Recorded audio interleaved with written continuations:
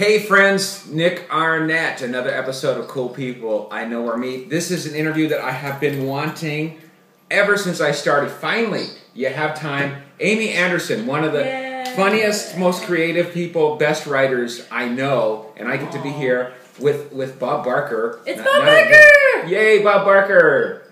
Yay! I had a dog just like this when I was a kid named Peppy. But this dog's way nicer than Peppy. But Peppy was cool too, you know. Little dogs always get the weirdest names. Peppy.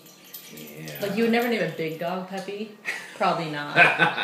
Think about that. They get kind of emasculating names, don't they, little dogs? But Bob's actually a girl, so she's, you know.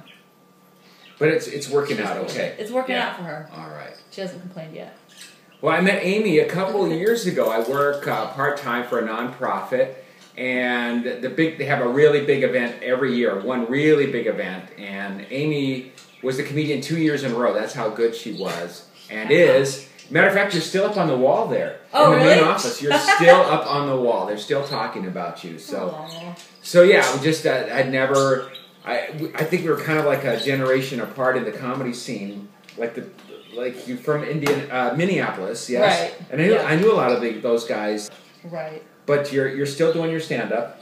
I am. You know, I mean, it's one of those things where it's kind of in flux for me right now because my daughter works, and then I'm a single parent, so I'm trying to always, feed us and pay the rent and that kind of stuff. So a couple of years ago, I pretty much took myself off the road because it was just too hard to travel and try to do everything here at home and spend quality time with her and keep on top of her schoolwork and all that.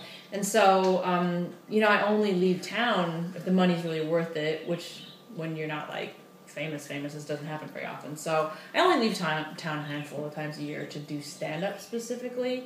And then I still do stand-up in town, but I'm very selective about it. I try to just keep it to jobs that, pay well and shows that are like a benefit show for something that I think is a great cause. You do a lot of college work, right? I used to do a ton. That was my bread and butter for years. Yeah. And I haven't done a college show. Well, I guess I did a college show earlier this year, but literally it was like one, and then I just came home. But I don't... The other thing that's weird about the college market, I know a lot of comedians will criticize the college market, think like, oh, it's just, performing for a bunch of teenagers, and you just tell a bunch of dick jokes, and you're being a sellout. But really, the shows pay really well. And so I think the comedians who criticize it are just bitter that they can't get into the market. And they're doing all these clubs and not making any money and not making any headway. But, I mean, it literally was like, I kind of tell people, it was like my day job for 10 years. I mean, it really was a decent living, and it allowed me to do a lot of things I, probably wouldn't have been able to afford to do for a long time. But...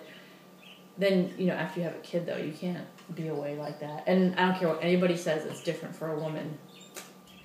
Hey, friends, how's that for a cliffhanger? Well, you're just going to have to tune in next time and find out why Amy says that things are more difficult for women in the workplace and particularly in show business.